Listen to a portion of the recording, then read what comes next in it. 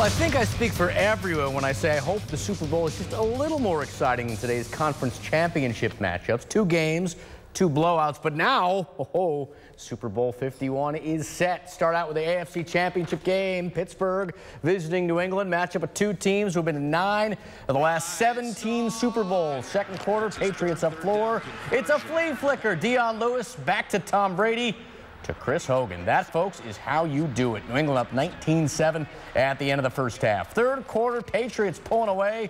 Brady has time, has a wide open Julian Edelman. A 10-yard touchdown. Brady, 381 yards passing, had 3 scores. New England wins 36-17. Tom Brady excited. He's trying to win his 5th Super Bowl.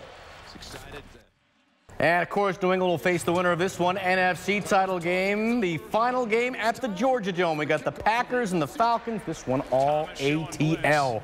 Third quarter, they led 24-0. Matt Ryan, good look to Julio Jones, who would not be denied on this play. Packers tried. Jones wasn't having any of it. A 73-yard catch and score. Disregard that flag. It is 31-0 Atlanta. Green Bay did get on the board, but too little too late. Former Hoosier Tevin Coleman in for the 3-yard touchdown. And look at this. He's already on his way to Houston. And so are the Falcons. Atlanta going to the Super Bowl. They take it 44-21. Second ever Super Bowl for Atlanta. They've never won it before, but Matt Ryan likes their chances. It's really difficult. Sure has. On to college basketball, bit of an update on Wildcat freshman sensation De'Aaron Fox and that right ankle injury he suffered last night. I was told by Kentucky Sports Information this afternoon Fox's status is considered day-to-day. He suffered the injury on this play in the first half in the win over South Carolina. He rolled his ankle but still managed to get the hoop +1. He went to the bench after missing a free throw and did not return. After the game, head coach John Calipari said he was not sure about the extent of Fox's injury, but did point out there was no swelling. Fox is averaging 16 points a game for the 5th-ranked Cats. We're back in action Tuesday at Tennessee. Well, would you look here? We got the WDRB weekend crew. Fallon, Joel, Jeremy. Now, if you were watching yesterday, you did notice we were a man down. Fallon Glick, you weren't here. You were missed, but we had to make do. So what do? Well, we bring in Lindsay Allen. It's next man up at WDRB. She jumped in. I think we did just fine. Tony Hicks was the Louisville equivalent of Lindsay Allen yesterday for the Cards. And while they didn't get the win against Florida State, his efforts were a positive sign going forward as the team remains without Quentin Snyder. John Lewis and Eric Crawford have more. Cardinals got to get moving. Meanwhile, the Louisville women's team looked for a 3rd straight victory today. Highlights against South Florida next.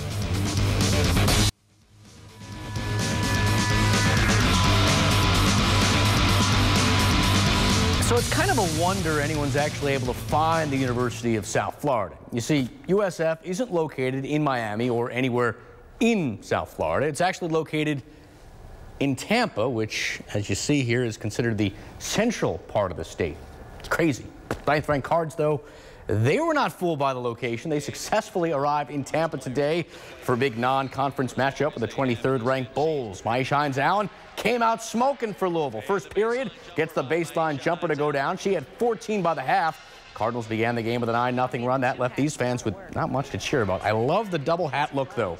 Second period, Louisville in control. Mariah Moore getting inside off the cut for the bucket. Just 5 for her. She and 2 other Cardinal starters were in foul trouble the entire game. But that wasn't an issue because Myesha kept doing her thing. 9 more points in the third. She finished with 27 points and 12 boards. Louisville, good road win. Cards take it 66-52. Jeff Walz real happy with his team's effort. And our players did a great job of looking for her. You know, Myesha was on tonight. I thought she knocked down some 15-foot shots, which when she can do, she's really a hard matchup for people. And then, you know, I thought Mariah Moore in the first half did not shoot it great, but has 6 assists.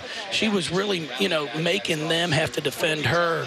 She ended the game with 11 assists, which is outstanding. Yes, it is. Meanwhile, the Kentucky Wildcats had plenty to worry about in Auburn today. Obviously, they were thinking about the Tigers, but they were also thinking about this thing called a tornado warning. Yes, those things are always great. The looming threat delayed the start of the game by 30 minutes. Fortunately, everything turned out okay in the area, although, as you see, the weather doesn't look too much fun. Wildcats are having all sorts of fun, though, in the first half. Macy Morris, a 3. UK led by as many as 8. But in the third, the game turned off the Kentucky turnover. Katie Furking in hard for the layup. Auburn up 3. But the Cats got things together. 1 minute to go, tie score. Michaela Epps, hard move. Score that in the foul. Cats up 3, Epps with 17. Then later, with the Cats up 1, they go to Macy Morris.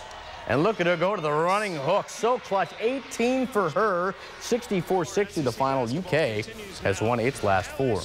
Lost in all the great college basketball yesterday was the fact there was another golfer who shot a 59 on the PGA Tour. Just a week after St. X grad Justin Thomas did it, former Louisville Cardinal Adam Hadwin had a 59 in the third round of the Career Builder Challenge. He had a one-shot lead going into today's final round from La Quinta, California. I used to live there.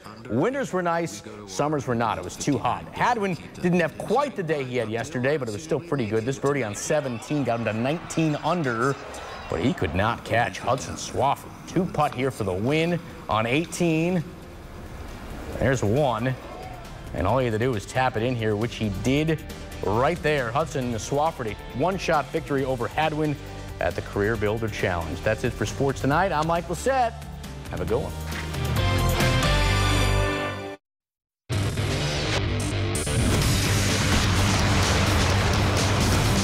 A good amount of multitasking going on today at Rupp Arena. Wildcat fans had one eye on the court watching UK take care of South Carolina.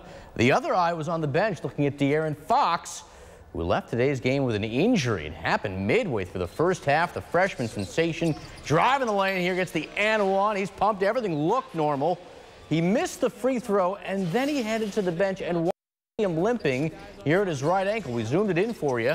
He rolled it. He would not return. That was probably the most dramatic thing that happened today, as the Wildcats simply had too many weapons against the Gamecocks. First half, Bam with a jam. He had 18, Cats up 9 at the break. Second half, Derek Willis. You say all he can do is shoot the 3. I say watch that. Oh my, Air Willis. Bench can't believe it. Cats pulling away. Under 6 to go. UK in control. Malik Monk feeling it. Long 3.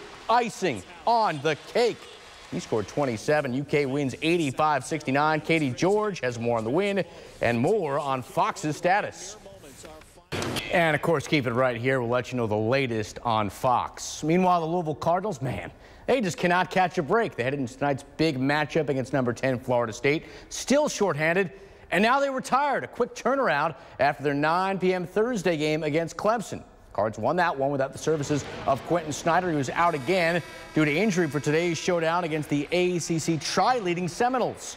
U of L looked lost without him early. FSU jumped out to a 14-0 lead. Dwayne Bacon 3 of his 16. But give the Cards credit, they kept on fighting. Good night for senior Mango Mathiang. 13 points, 13 boards. Cards not going away in the first half. A little later, Jalen Johnson working in the post to the hook. Cards got the lead down to 6 at the break. Second half, they kept on coming. Tony Hicks playing for the injured Snyder. Team high 16. And then later, David Levitch, so clutch.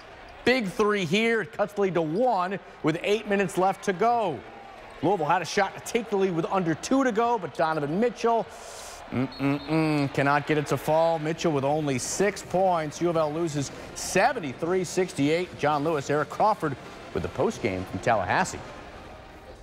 No doubt, no easy ones in the ACC. Well, straight ahead, life begins without OG Anunoby for the Hoosiers. A close one against Michigan State. Up next, we'll show you if they were able to pull it out.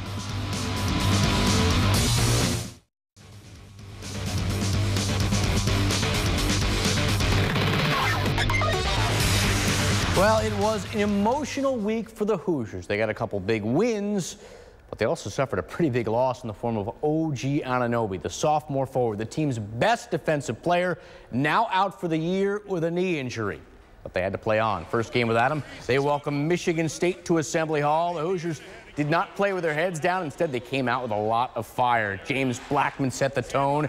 18 first half points. IU up 14 at the break, and yeah, OG liked that. Second half, the domination continued off the turnover. Robert Johnson, a layup. He had 17. The lead for IU up to 20 at one point. But give Michigan State credit. Spartans would fight back. Kenny Goins inside for the dunk. Hey, suddenly it's a 4-point game. But Blackman would not let his team lose. Under 90 seconds to go. Look at this layup. He had 33. Hoosiers survive. They take this one 82-75. IU has now won 4 of its last 5 games. Finally, Division II. The Bellarmine Knights have put the GLVC on notice. First, they crushed Lewis Thursday, one of the best teams in the East Division. Today, they made an even bigger statement against Wisconsin Parkside. Head out to Knights Hall. Knights and Rangers entered the game in a 3-way tie for first place in the conference. Bellarmine slow to get going, but once they started, oh, they could not be stopped. Adam Everhart, silky smooth, and the foul. Knights down 1. A bit later, Tyler Jenkins. Good look to Everhart. Oh, look at that reverse. Knights taking their first lead of the day. Then later, they go to the air. Alex Cook up high for the alley-oop lay-in. That was nice. But, folks, this is nicer. Off the inbounds, Cook flying in for the dunk. Those were his only 2 buckets of the game, but, well, they were something to see. Bellarmine takes it 82-62.